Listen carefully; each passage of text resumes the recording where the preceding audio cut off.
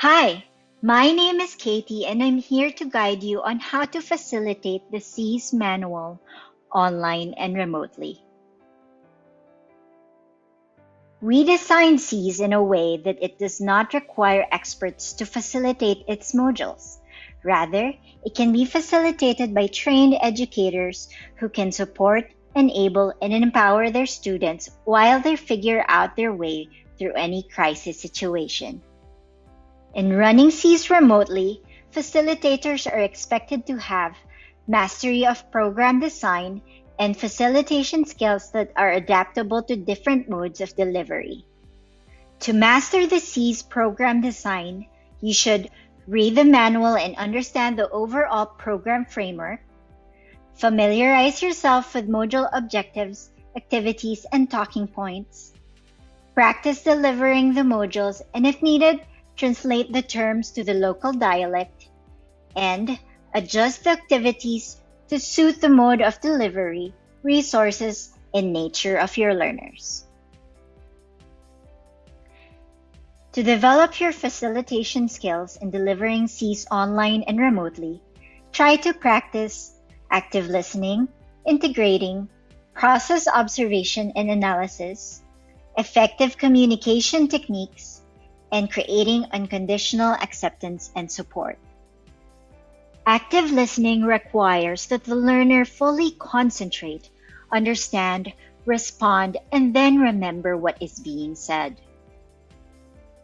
It involves 4 steps: contact, absorb, feedback, and confirm. Here are some suggestions for putting these steps into action.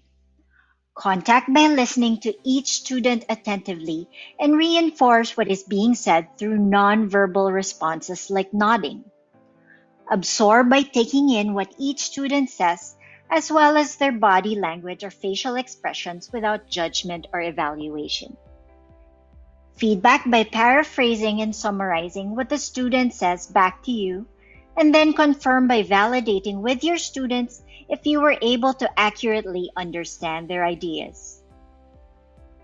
Active listening techniques can help you truly understand what your students are saying.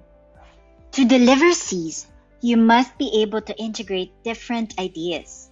Sometimes a lot of ideas and conversation themes emerge in a session, especially when you are handling a large group. When this happens, you need to get everyone on the same page before moving forward. You can do this by providing suggestions for organizing themes so that the discussion stays on track to achieve the module objectives. Alternatively, you can also ask a co-facilitator or note-taker to record remaining topics in a parking lot to revisit at a different time.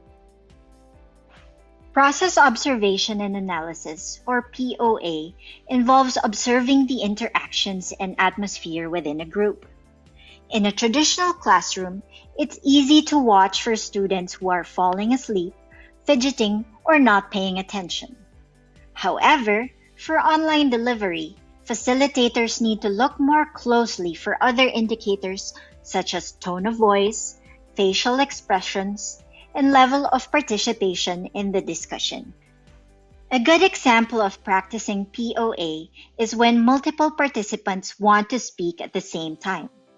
You can manage the process by jotting down the names of people who have something to say and letting each individual speak one at a time without interruption. Check each name off until everyone who wants to speak has done so. You must also sharpen your observation skills and pay closer attention to signs of stress and anxiety. Some common reactions to stressful events include sadness, anger, fear, lack of motivation, becoming violent, headaches, muscle pain, difficulty sleeping, and lack of appetite. These reactions are natural and may fluctuate over time. However, some students may have longer-lasting and more intense reactions. When this happens, they might be seriously distressed. If it stops them from being able to function, it is likely that you will need to refer the student to specialized support. Here are some indicators to look for. Being very upset that they cannot take care of themselves or others. Talking about wanting to hurt or kill themselves. Doesn't know their name, where they are from, or what's happening. Being very withdrawn. Shouting, being angry, threatening to hurt others, or feeling disoriented or unreal. Observe and pay close attention to these indicators in what they write, say, or do.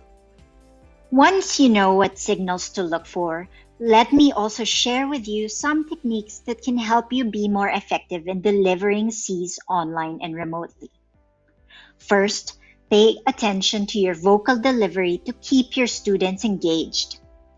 Use visually attractive and readable learning materials.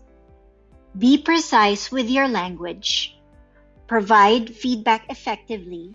And finally, encourage your students to ask questions and share experiences. When they do, be sure to affirm them that there is no right or wrong experience.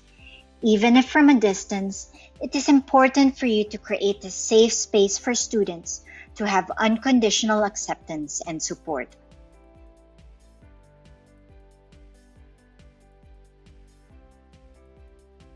Beyond everything that I just said, your attitude as a facilitator is also very important. Your role will be to guide your students through the process of self-reflection and learning. You can empower them to do so by believing in their ability to cope and encouraging them to help themselves. I hope that this helps you to better support, enable, and empower your students during this crisis situation, whether online or remotely. If you have any questions, please write them down so we can discuss them during our training session. Thank you very much.